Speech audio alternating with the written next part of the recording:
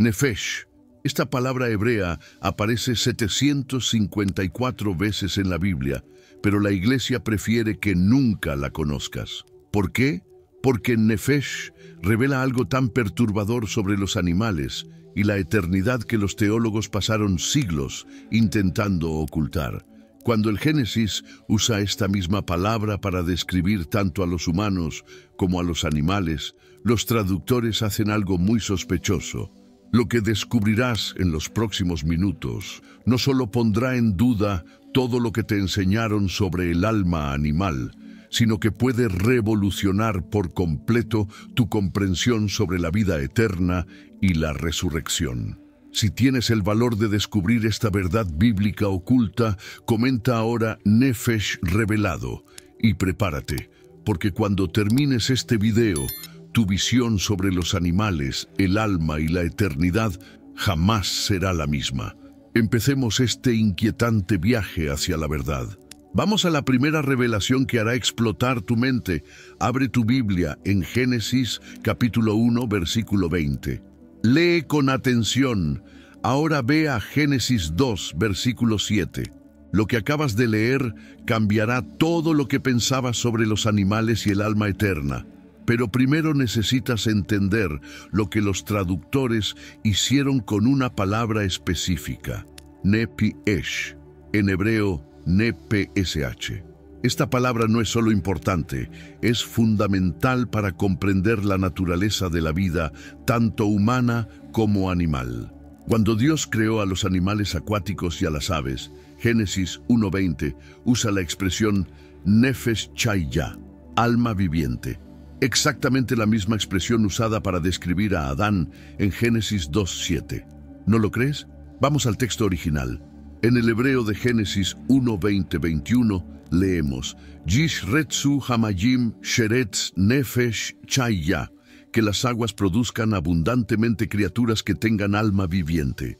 Y sobre los animales terrestres en Génesis 1:24, Totse Haaretz Nefesh Chaya, que la tierra produzca alma viviente. Después, en Génesis 2:7, sobre Adán, Vayehi Hadam Le Nefesh Chaya, y el hombre se convirtió en alma viviente. 3 veces la misma expresión, Nefesh Chaya. Pero aquí está el primer golpe de la conspiración teológica. Abre diferentes traducciones de la Biblia y observa cómo traducen estos pasajes. En Génesis 1:20, muchas versiones dicen seres vivientes o criaturas vivientes para los animales, pero en Génesis 2:7, para Adán, traducen alma viviente. ¿Por qué esta diferencia? ¿Por qué la misma palabra hebrea nefesh se traduce de manera diferente cuando se refiere a animales frente a humanos? La respuesta es perturbadora. Porque reconocer que los animales son descritos como Nefesh Chaya, alma viviente, exactamente como los humanos, desafiaría siglos de doctrina teológica sobre la exclusividad del alma humana. Entonces, convenientemente, los traductores eligieron palabras diferentes para la misma expresión hebrea, dependiendo de si se refería a animales o a humanos. Profundicemos más en este misterio. Nefesh aparece 754 veces en el Antiguo Testamento. No es una palabra oscura o rara. Es una de las palabras más fundamentales para comprender la naturaleza de la vida en la Biblia. Cuando los escritores sagrados querían expresar la esencia vital, la fuerza de vida, la conciencia que anima a un ser, usaban Nefesh. En Levítico 17:11 leemos, porque la nefesh de la carne está en la sangre. Este pasaje no distingue entre sangre humana y animal. Aplica nefesh a cualquier carne que tenga sangre. Los animales sacrificados tenían nefesh. Si no la tuvieran, ¿por qué sus sacrificios tendrían valor simbólico, representando la vida humana? Deuteronomio 12:23 confirma, solamente esfuérzate para que no comas la sangre, porque la sangre es la nefesh. Nuevamente, esta prohibición se aplicaba tanto a la sangre humana como a la animal, porque ambas contenían nefesh, el alma, la esencia vital. Pero la conspiración va más allá de la traducción. Examina cómo diferentes denominaciones cristianas lidian con esta realidad bíblica. Algunas simplemente la ignoran. Otras crean distinciones artificiales entre alma racional y alma sensitiva, intentando preservar la exclusividad humana, incluso reconociendo que los animales tienen nefesh. Santo Tomás de Aquino, el gran teólogo medieval, desarrolló una doctrina compleja distinguiendo tres tipos de alma: vegetativa, plantas; sensitiva, animales; y racional, humanos. Pero esa distinción no existe en la Biblia. Es una construcción filosófica posterior creada para resolver el problema de nefesh, aplicada igualmente a humanos y animales. La palabra nefesh no significa solamente vida en el sentido biológico, significa personalidad, individualidad, la sede de las emociones y de la conciencia. En Génesis 9:5 Dios dice: «Y ciertamente demandaré vuestra sangre, la sangre de vuestras nefesh, de la mano de todo animal la demandaré». ¿Por qué Dios exigiría satisfacción por la nefesh animal si ésta fuera meramente biológica? Observa otro detalle perturbador. En Números 31:28, cuando los israelitas regresaron de la guerra, debían dar un tributo de cada 500, tanto de personas como de bueyes, de asnos y de ovejas. El texto usa la misma palabra nefesh, tanto para personas como para animales en el tributo. Si los animales no tuvieran alma, ¿por qué serían contados de la misma forma que las personas en el tributo sagrado? Proverbios 12:10 declara: «El justo atiende a la nefesh de sus animales». ¿Por qué un texto inspirado usaría nefesh para describir la vida interior de los animales si fueran meramente máquinas biológicas sin alma? Este versículo sugiere que los animales tienen una vida interior, una personalidad, una nefesh que merece cuidado moral. Eclesiastés 3:19 es aún más radical, porque lo que sucede a los hijos de los hombres, eso mismo también sucede a los animales. La misma cosa les sucede. Como muere uno, así muere el otro. Y todos tienen el mismo ruach, espíritu. No solo la misma nefesh, sino el mismo ruach, espíritu. Pero aquí es donde se vuelve realmente perturbador. Si nefesh se traduce honestamente, reconociendo que los animales son descritos como alma viviente, exactamente como los humanos, eso plantea cuestiones teológicas explosivas sobre la resurrección, la vida eterna y la naturaleza de la salvación, que muchas denominaciones prefieren evitar. Porque si los animales tienen nefesh, alma, como los textos hebreos claramente afirman, entonces las cuestiones sobre su destino eterno no pueden ser simplemente descartadas. La continuidad de la nefesh después de la muerte se convierte en una posibilidad bíblica real, no solo para los humanos, sino para toda criatura que posea esta esencia vital. Pero espera hasta descubrir lo que los traductores cambiaron deliberadamente en versiones posteriores de la Biblia, y cómo una decisión política del siglo VI alteró para siempre nuestra comprensión sobre los animales y la eternidad. Prepárate para descubrir algo que sacudirá las estructuras de la teología moderna. Lo que ocurrió en el siglo VI moldeó por completo nuestra visión sobre los animales y el alma para siempre. Y todo comenzó con un manuscrito perdido y una decisión política devastadora. Vamos a sumergirnos en la conspiración de las traducciones. Ya te habrás dado cuenta de cómo nefesh se traduce de manera diferente cuando se refiere a humanos frente a animales, pero eso es solo la punta del iceberg. La manipulación deliberada de los textos sagrados tiene raíces mucho más profundas y siniestras de lo que imaginas. Cuando los primeros traductores de la Septuaginta, la versión griega del Antiguo Testamento, encontraron nefesh en el texto hebreo, usaron de manera consistente la palabra griega psique, tanto para humanos como para animales. No había distinción. La misma palabra psique aparecía para describir el alma de Adán y el alma de los animales en Génesis. Pero entonces, algo cambió drásticamente. Las traducciones latinas posteriores comenzaron a hacer distinciones que no existían en el original hebreo. Para los humanos, nefesh seguía siendo traducida como ánima, alma, pero para los animales, los traductores empezaron a usar animalia, seres animados, o viventia, seres vivientes, eliminando sutilmente la implicación de que los animales poseían alma en el mismo sentido que los humanos. ¿Pero por qué ocurrió este cambio? La respuesta está enterrada en los archivos de la historia eclesiástica del siglo VI, en eventos de los que la mayoría de los cristianos nunca ha oído hablar. Constantinopla, año 543 después de Cristo. El emperador Justiniano estaba preocupado por cuestiones políticas y teológicas que amenazaban la unidad del imperio. Una de las cuestiones más controvertidas era la doctrina de Orígenes, el famoso teólogo alejandrino que enseñó sobre la preexistencia de las almas y su posible transmigración. Pero había algo más específico que preocupaba a las autoridades eclesiásticas. Orígenes había escrito extensamente sobre la naturaleza de las almas, incluyendo la posibilidad de que almas humanas pudieran encarnar en cuerpos animales como castigo, y que las almas animales tuvieran su propio recorrido espiritual.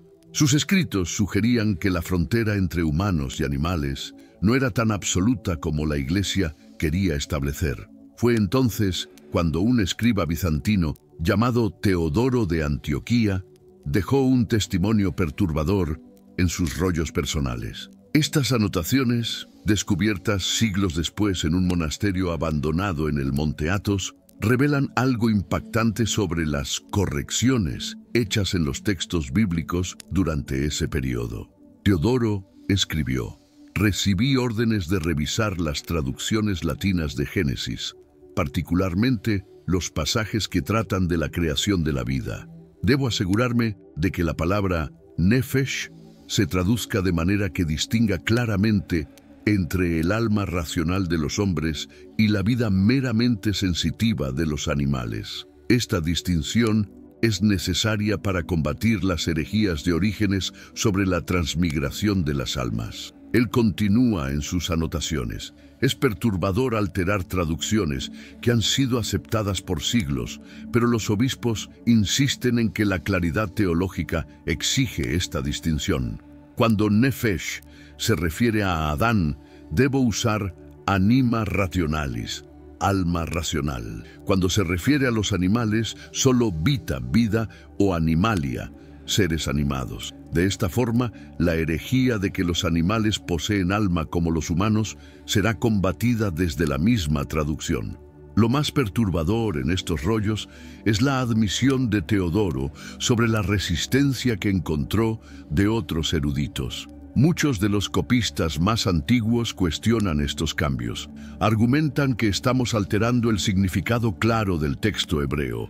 Pero el superior Atanasio me dijo ayer: el texto hebreo puede decir una cosa, pero nuestra comprensión teológica debe guiar cómo presentamos esta verdad a los fieles. No podemos permitir que confusiones sobre la naturaleza del alma animal abran puertas a herejías sobre la reencarnación.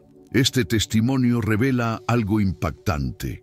Las distinciones teológicas entre alma humana y animal no provinieron directamente de las Escrituras, sino que fueron impuestas a través de traducciones tendenciosas para combatir herejías específicas. El proceso culminó en el Sínodo local de Constantinopla en 543, donde se pronunciaron 15 anatemas contra las enseñanzas de Orígenes.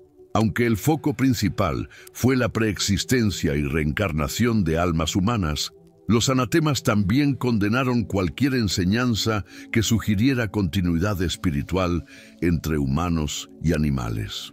El cuarto anatema era particularmente revelador. Si alguien dijere que los seres racionales, en los cuales el amor a Dios se enfrió, se ocultaron dentro de cuerpos groseros como los nuestros, y fueron llamados hombres, mientras que aquellos que alcanzaron el último grado del mal tuvieron cuerpos de animales, convirtiéndose en demonios y espíritus malos, sea anatema.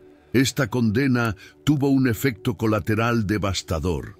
Creó una barrera teológica absoluta entre humanos y animales que no existía en los textos originales hebreos. Si las almas no podían transmigrar entre humanos y animales, entonces los animales no podían tener el mismo tipo de alma que los humanos, aun cuando Nefesh sugiriera exactamente lo contrario. Las consecuencias fueron inmediatas. Teodoro anota: después del sínodo, recibimos directrices aún más estrictas sobre la traducción. Cualquier texto que pudiera sugerir equivalencia espiritual entre humanos y animales debe ser clarificado para reflejar la supremacía del alma racional humana. Pero la manipulación fue más allá de las traducciones. Los comentarios bíblicos fueron revisados, los sermones fueron estandarizados y se estableció una nueva doctrina sistemática sobre la naturaleza del alma. Santo Tomás de Aquino, siglos después, codificaría esta distinción en su Suma Teológica, creando las categorías de alma vegetativa, sensitiva y racional, distinciones que no existen en el texto bíblico original. El resultado fue una distorsión sistemática de cómo se comprendía Nefesh, la palabra que originalmente indicaba la esencia vital, compartida por todas las criaturas vivientes, fue fragmentada en categorías jerárquicas que justificaban la superioridad humana absoluta. Pero Teodoro dejó una observación final en sus rollos que es absolutamente perturbadora. Por más que alteremos las traducciones, no podemos alterar el texto hebreo original. Nefesh permanece Nefesh, aplicada igualmente a humanos y animales. Un día, alguien descubrirá lo que hicimos y toda nuestra construcción teológica será cuestionada. Esa profecía era cierta. Hoy, con acceso a los manuscritos hebreos originales y herramientas de análisis lingüístico avanzadas, podemos ver exactamente cómo Nefesh fue manipulada en las traducciones para servir a agendas teológicas específicas. Pero aquí está la parte más perturbadora. Si Nefesh fue deliberadamente oscurecida en las traducciones, ¿qué otras verdades bíblicas sobre animales y eternidad fueron escondidas? Y aún existe un versículo que la Iglesia teme más que cualquier otro. Una pregunta hecha por el propio Salomón que ningún teólogo consigue responder satisfactoriamente. Ha llegado el momento de la verdad más explosiva. El versículo que los teólogos evitan comentar, que en los seminarios rara vez se enseña y que puede destruir siglos de doctrina sobre la supremacía humana. Prepárate para Eclesiastés 3:21. La pregunta que Salomón hizo y que la Iglesia nunca ha conseguido responder. Abre tu Biblia en Eclesiastés 3:21. Lee despacio. ¿Quién sabe si el espíritu del hombre sube hacia arriba y si el espíritu del animal desciende hacia abajo a la tierra? Esto no es una afirmación, es una pregunta.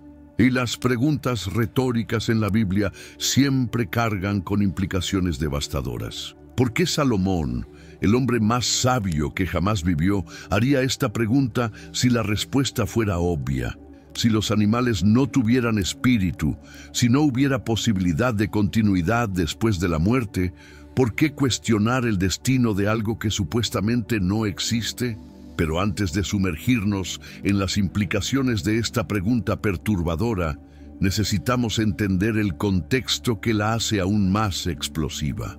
En los versículos anteriores, Eclesiastés 3, 19, 20, Salomón hace afirmaciones que desafían por completo la teología tradicional sobre diferencias entre humanos y animales. Porque lo que sucede a los hijos de los hombres, eso mismo también sucede a los animales. Lo mismo les sucede, como muere uno, así muere el otro, y todos tienen el mismo ruach. Ruach, la palabra hebrea para espíritu, aliento de vida, fuerza vital que proviene de Dios. Salomón está diciendo que humanos y animales tienen el mismo ruach. Versículo 20. Todos van al mismo lugar, todos son del polvo, y todos al polvo volverán. Una vez más, ninguna distinción entre el destino humano y el animal.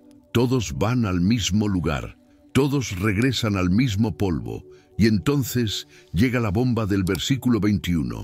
¿Quién sabe si el espíritu del hombre sube hacia arriba y si el espíritu del animal desciende hacia abajo a la tierra? Esta pregunta es lingüísticamente devastadora. En hebreo, miyodea, quién sabe, no es una expresión de incertidumbre casual.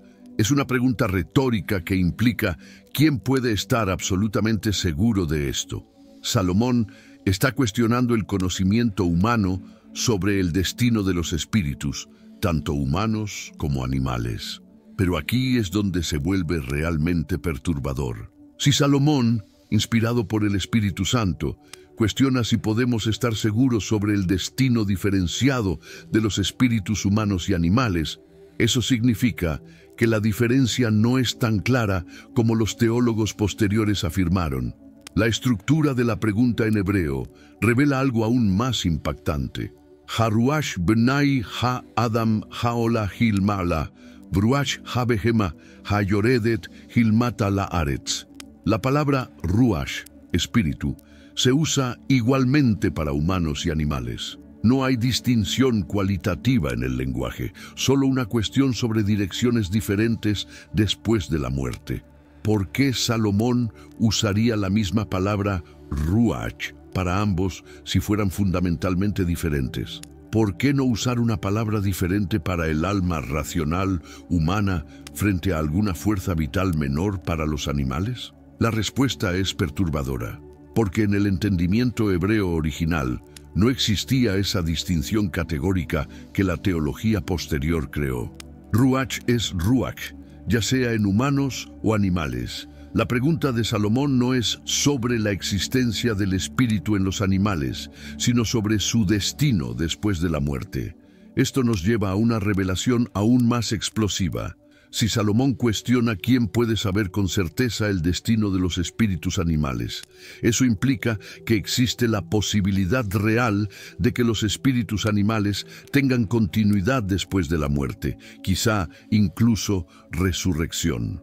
Examina las traducciones de este pasaje en diferentes versiones bíblicas y observa algo sospechoso. Algunas traducciones más antiguas son directas. ¿Quién sabe si el espíritu del hombre sube y si el espíritu del animal desciende? Pero traducciones más recientes comienzan a añadir palabras que no existen en el hebreo.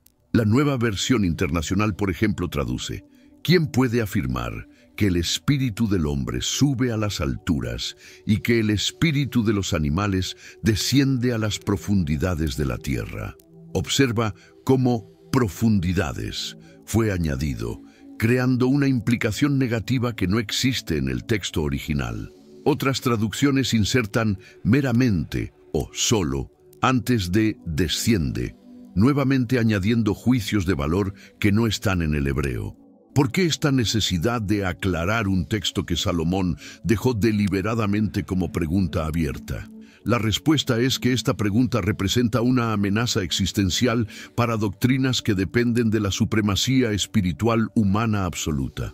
Si los animales tienen ruach, espíritu, y si su destino después de la muerte no puede ser definitivamente conocido, entonces las cuestiones sobre resurrección animal se vuelven teológicamente válidas. Pero la conspiración va más hondo. Comentarios bíblicos tradicionales hacen malabares teológicos para explicar este pasaje. Algunos afirman que Salomón estaba siendo sarcástico o retórico, sin base textual para esa interpretación. Otros sugieren que estaba citando visiones seculares que él mismo rechazaba, ignorando que nada en el contexto indica desacuerdo. El comentario de Matthew Henry, ampliamente usado en seminarios, afirma que esta pregunta muestra la incertidumbre del conocimiento humano sin revelación divina. Pero eso crea un problema lógico devastador. Si esto es ignorancia previa a la revelación, ¿por qué el Espíritu Santo inspiró a Salomón a escribir algo incorrecto en las Escrituras?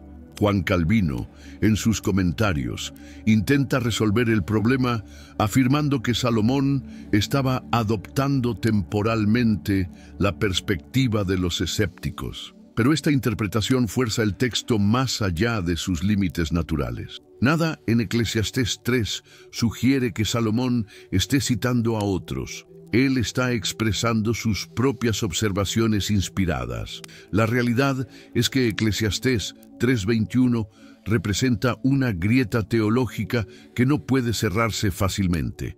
La pregunta de Salomón sobre el destino de los espíritus animales implica que hay algo que debe cuestionarse, que los animales tienen espíritu y que su destino eterno no es automáticamente diferente al humano.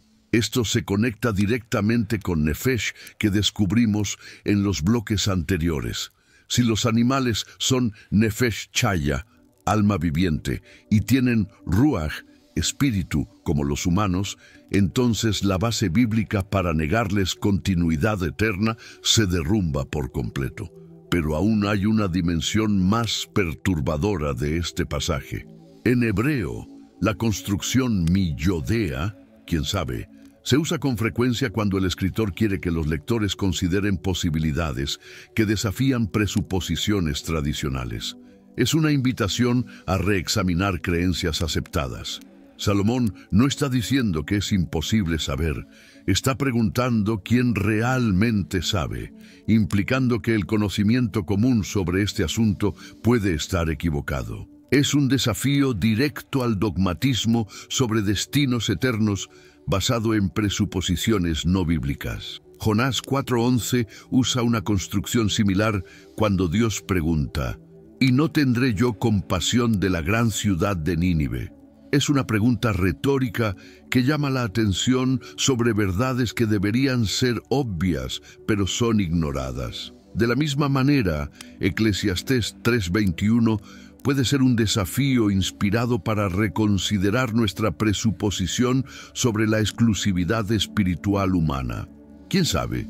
Puede ser Dios preguntando si realmente comprendemos la continuidad espiritual que Él dio a toda su creación Nefesh. La respuesta final va a sacudir todo lo que te enseñaron sobre eternidad, resurrección y el plan de Dios para su creación.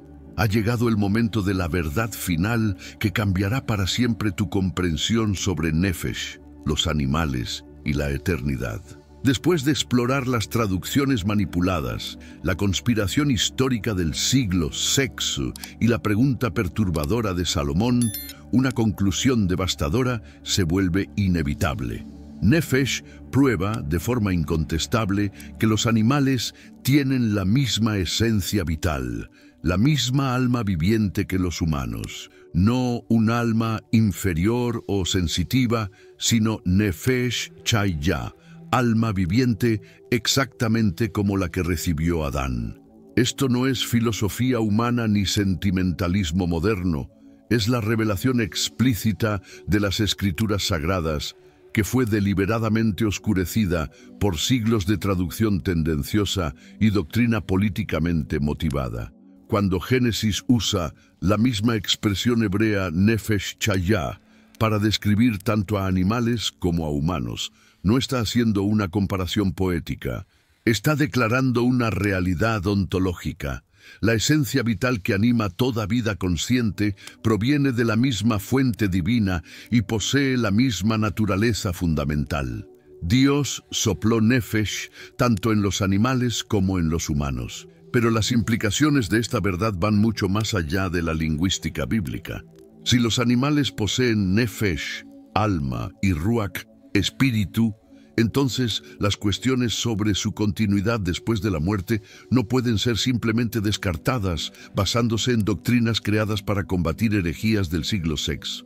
La pregunta de Salomón en Eclesiastés 3:21 permanece teológicamente válida. ¿Quién sabe si el espíritu del animal desciende hacia abajo a la tierra? La respuesta honesta es: nadie, lo sabe con absoluta certeza, porque las Escrituras no proporcionan una respuesta definitiva, y quizá esa sea exactamente la intención divina. Tal vez Dios haya dejado esta cuestión parcialmente en misterio para enseñarnos humildad sobre las suposiciones que hacemos en su nombre. Lo que sabemos con certeza es que nuestra visión tradicional sobre los animales como meras máquinas biológicas sin alma es una distorsión del texto bíblico original. Nefesh conecta toda vida consciente en la misma realidad espiritual fundamental. Esto transforma por completo nuestra comprensión sobre la responsabilidad moral hacia los animales. Si ellos poseen Nefesh, entonces no son simplemente recursos para uso humano, sino fellow beings, seres compañeros, con valor intrínseco ante Dios. Proverbios 12:10 adquiere un significado explosivo. El justo atiende a la nefesh de sus animales. Sobre la resurrección específica, las Escrituras permanecen en silencio deliberado. Pero ese silencio no es negación, es misterio. Romanos 8:21 habla de la liberación de toda la creación de la corrupción. Isaías describe lobos y corderos en la nueva tierra. Estos pasajes adquieren dimensiones completamente nuevas cuando comprendemos que los animales poseen Nefesh. La verdad sobre Nefesh fue escondida, porque reconocer el alma animal desafía estructuras de poder que dependen de la jerarquía espiritual absoluta. Si los animales tienen alma como los humanos, entonces las cuestiones sobre sus derechos, su trato y su destino eterno se vuelven moralmente urgentes, de formas que muchas instituciones religiosas prefirieron evitar. Pero tú ya no puedes evitar esta verdad. Nefesh ha roto las cadenas de las traducciones manipuladas y está restaurando el significado original que Dios siempre quiso. Los animales son Nefesh Chaya, almas vivientes, creadas por el mismo Dios que formó tu alma. ¿Qué harás con esta revelación? ¿Cómo cambiará tu relación con las criaturas que comparten la misma esencia espiritual que tú posees? La palabra Nefesh ya no puede ser silenciada.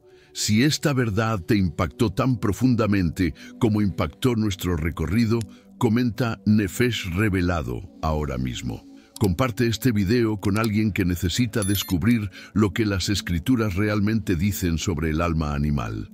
Y suscríbete al canal, porque hay muchas más verdades ocultas esperando ser expuestas. La palabra prohibida ha sido revelada.